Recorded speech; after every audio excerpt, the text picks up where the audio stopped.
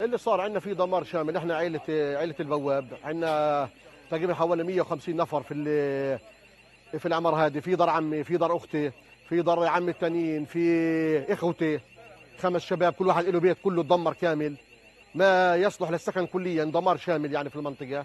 وكلهم بتشردوا قاعدين عند قرايبنا وعند اصحابنا وعند الناس هالمعارف الحبايب.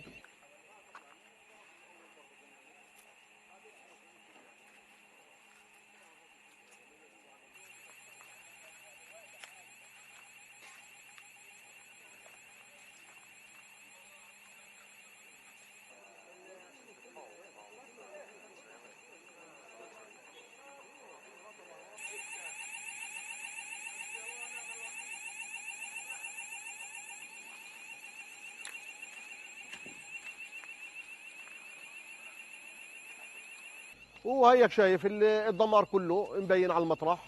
الدور كلها لا تصلح للسكن كليا.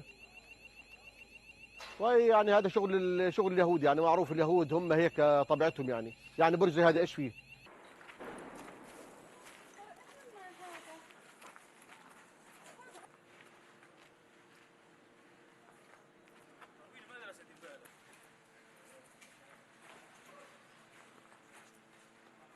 في هذا المسجد كنا في أمان الله عز وجل.